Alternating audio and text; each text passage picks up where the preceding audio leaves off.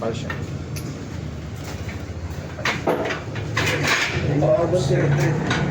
Teka muna. Okay. Meron bang grip sa ilalim? Meron, ano? Nasa ilalim na po. Okay. So, ang gagawin natin is lalagyan nyo ng kasi pag kumagat yung ngipin yan, pag nakita na asesor, anong ginawa mo? Kinagat mo. Okay, so hahanap tayo ng pang 50 dito.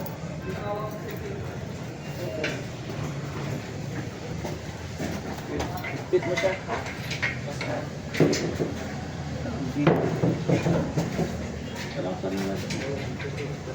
Sinari lang ito na alam rin siya. Hindi na ko hindi. Nakatrade ko lang. Okay, so asan yung pipe cutter natin? Ilan yung pipe cutter? Trading.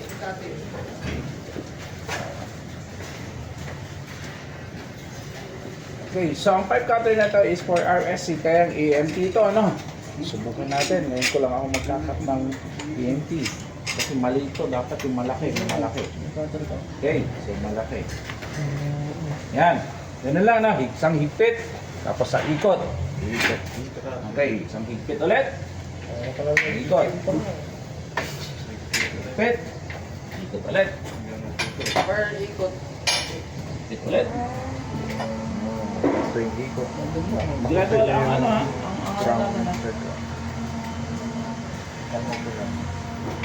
Maganda po yan sa pantay, no? Kasi yung lagan.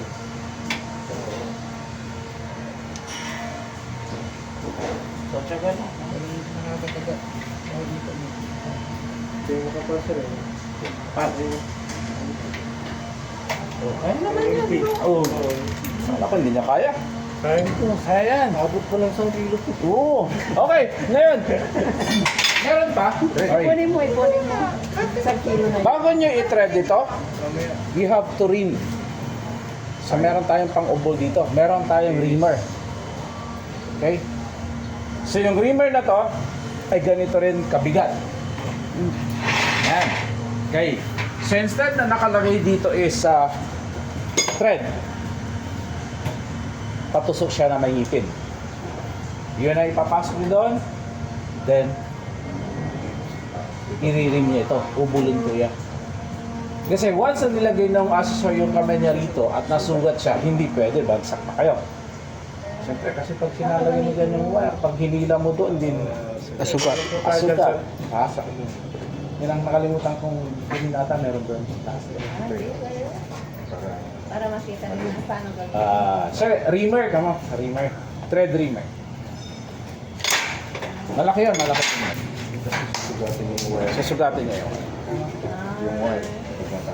Yan, may ratchet din yan. Papasok mo yan. Reamer. So, reamer yan. Talagang ubuluntutan, no? Yan. Okay. So, subukan nyo rin ilagay sa